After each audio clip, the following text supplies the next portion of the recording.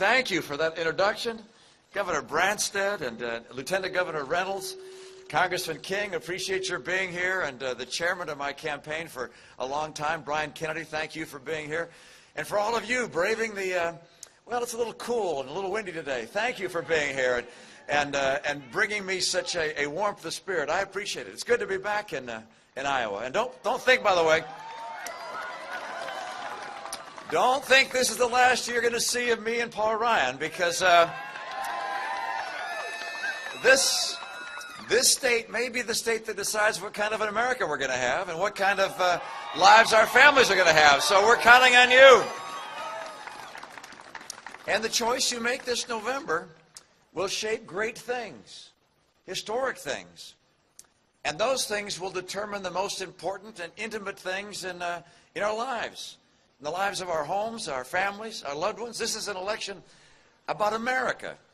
It's an election about the American family.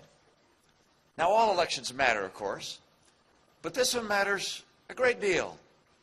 Over the years of our nation's history, choices our fellow citizens have made have changed the country's course. There were turning points of defining consequence. We're today at a turning point. Our national debt and liabilities threaten to crush our future. Our economy struggles under the weight of government and fails to create the essential growth and employment that we need. At the same time, emerging powers seek to shape the world in their image. China with its model of authoritarianism, and in a very different way, jihadists with Sharia and repression and terror for the world. This is an election of consequence. Our campaign is about big things because we happen to believe that America faces big challenges. We recognize this is a year with a big choice. And the American people want to see big changes. And together we can bring that kind of change, real change, to our country.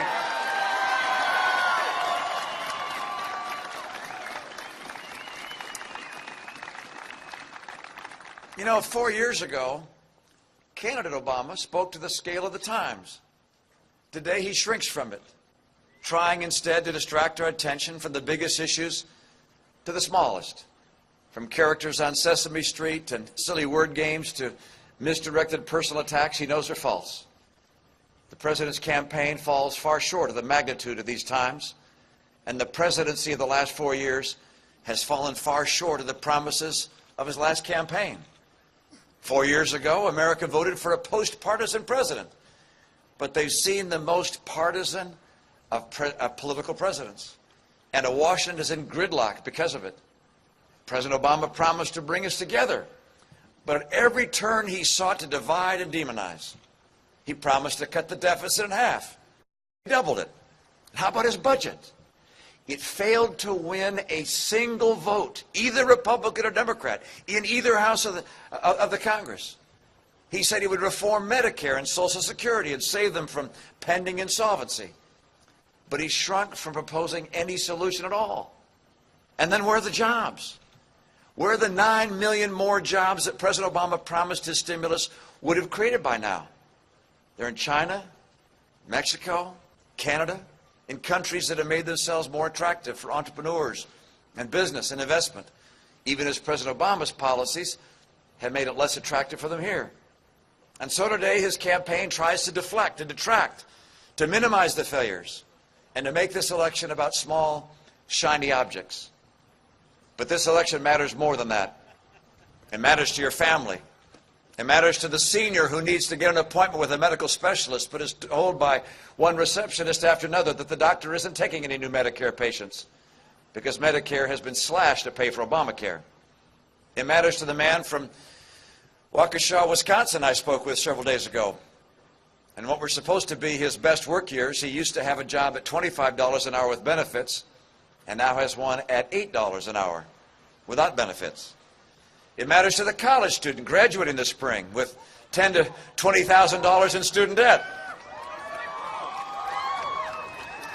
who now learns that she'll also be paying for $50,000 in government debt, a burden that will put the American dream beyond the reach of so many. It matters for the child in a failing school, unable to go to the school of his parents' choosing because the teachers' union that funds the president campaigns opposes school choice. The president's campaign slogan is this: forward. But to 23 million Americans struggling to find a good job, these last 4 years feel a lot more like backward. We can't afford 4 more years like the last 4 years. This election is about big things, like the education of our children, the value of our homes, the take-home pay from our jobs, the price of the gasoline we buy, and the choices we have in our health care. It's also about the big things that determine those things, like the growth of the economy, the strength of our military, our dependence on foreign oil, and America's leadership in the world. President Obama frequently reminds us that he inherited a troubled economy. But a troubled economy is not all that he inherited. He also inherited the greatest nation in the history of the earth.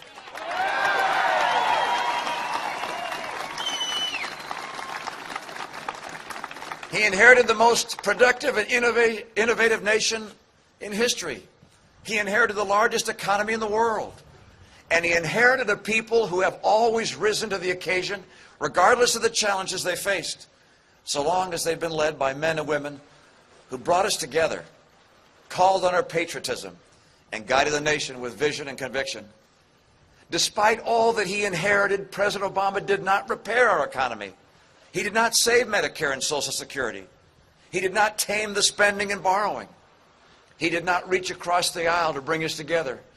Nor did he stand up to China's trade practices or deliver on his promise to remake our relations with the Muslim world, where anti-American extremism is on the rise. What he inherited wasn't the only problem. What he did with what he inherited made the problem worse.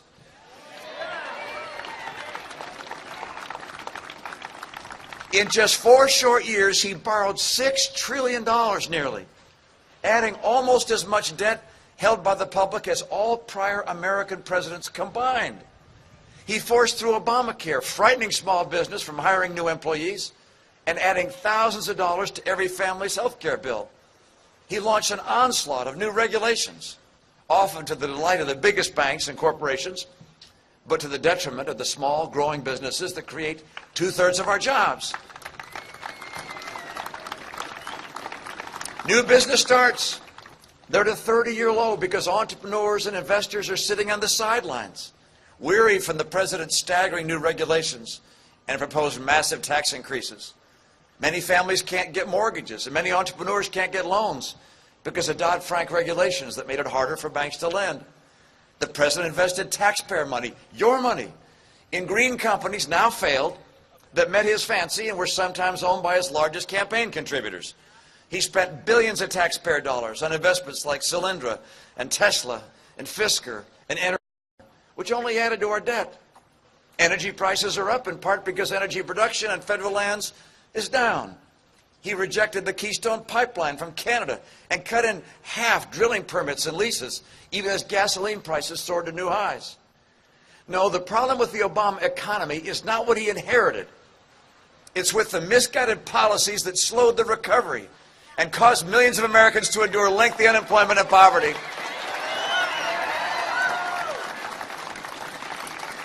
That's why 15 million more of our fellow citizens are on food stamps than when President Obama took office. That's why 3 million more women are now living in poverty. That's why nearly 1 in 6 Americans today is poor. That's why the economy is stagnant. Today we received, by the way, the latest round of discouraging economic news. Last quarter, our economy grew at just 2%.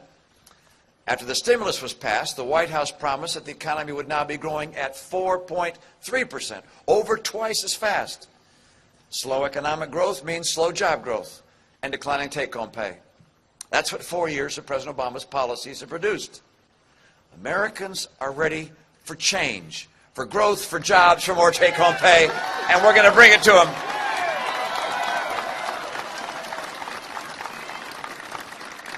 Now, you know, we've had 4 presidential and vice presidential debates, and there's nothing in what the president proposed or defended that has any prospect of meeting the challenges of the times.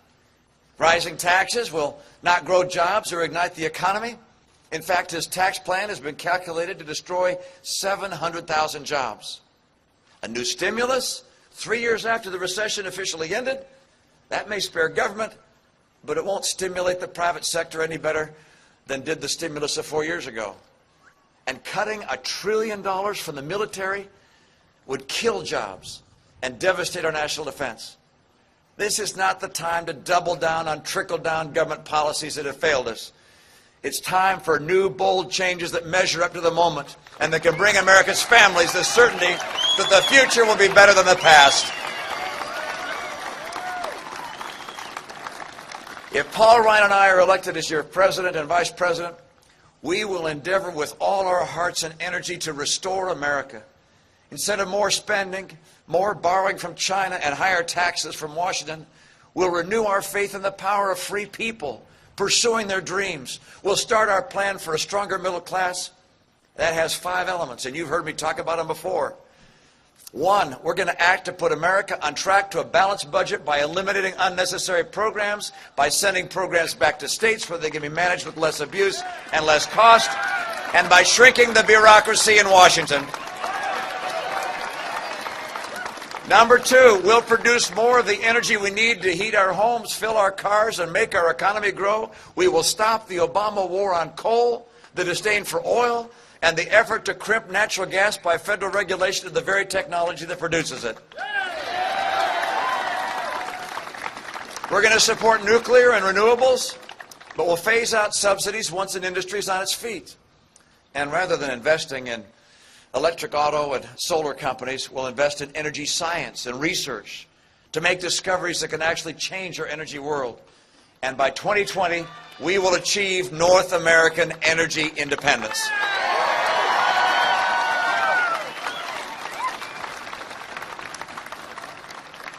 3, we'll make trade work for America. We'll open more markets for American agriculture and products and services. And we'll finally hold accountable any nation that doesn't play by the rules. Look, I'm going to stand up for the rights and interests of American workers and employers. And 4, we're going to grow jobs by making America the best place for job creators, for entrepreneurs, for small business, for innovators, for manufacturers. This will mean updating and reshaping regulations to encourage growth by lowering tax rates while lowering deductions and closing loopholes, and by making it clear from day one that unlike the current administration, we actually like business and the jobs that business creates.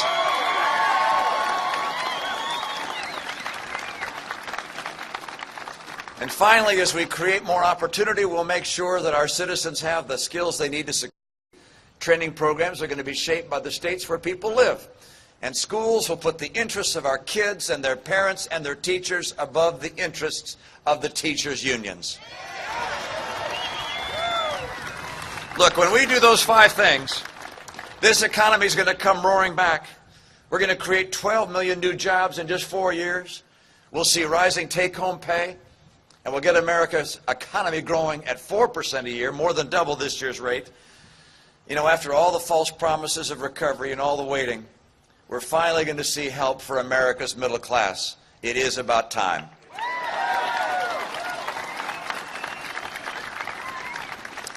And Paul and I aren't going to stop there. When we take office, we're going to take responsibility to solve the big problems that everyone agrees can't wait any longer. We'll save Medicare and Social Security, both for current and near retirees and for the generation to come. We'll restore the $716 billion President Obama has taken from Medicare to pay for his vaunted Obamacare. We'll reform health care to tame its growth in the cost that's been going skyrocketing, to provide for those with pre-existing conditions as well, and to assure that every American has access to health care. We're going to replace government choice in health care with consumer choice, bringing the dynamics of the marketplace to a sector that's too long been dominated by government. Now, these things, among others, we can only do if we work tirelessly to bridge the divide between the political parties. We're going to meet with Democrat and Republican leaders in Washington regularly. We're going to look for common ground and shared principles. We'll put the interests of the American people above the interests of the politicians.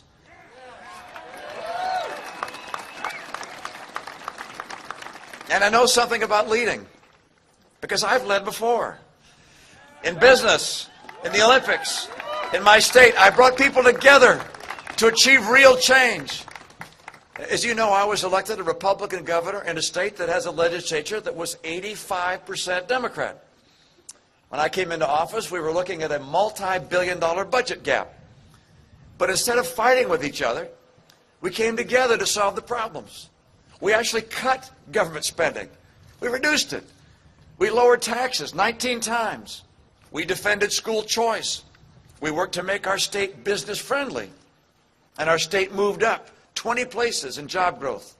Our schools were ranked #1 in the nation. We turned a $3 billion budget deficit into a $2 billion rainy day fund. I know it because I've seen it. Good Democrats can come together with good Republicans to solve big problems. What we need is leadership to make that happen.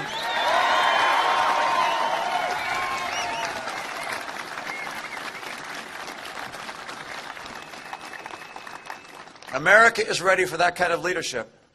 Paul Ryan and I will provide it. Our plan for a stronger middle class will create jobs, stop the decline in take-home pay, and put America back on the path of prosperity and opportunity. And this will enable us to fulfill our responsibility as the leader of the free world, to promote the principles of peace. We'll help the Muslim world combat the spread of extremism. We'll dissuade Iran from building a nuclear bomb. We'll build enduring relationships throughout Latin America. We'll partner with China and other great nations to build a more stable and peaceful world. Look, we face big challenges, but we also have big opportunities. New doors have been opened to us to sell our ideas and products around the world. New technologies offer the promise of unbounded information and limitless innovation. New ideas are changing lives and hearts in diverse nations and among diverse peoples. If we seize the moment and rise to the occasion, the century ahead will be an American century. Our children will graduate into jobs that are waiting for them. Our seniors will be confident that their retirement is secure. Our men and women will have good jobs and good pay and good benefits. And we'll have confidence that our lives are safe and that our livelihoods are secure. What this requires is change. Change from the course of the last 4 years. It requires that we put aside the small and the petty and demand the scale of change we deserve. We need real change, big change. That time has come. Our campaign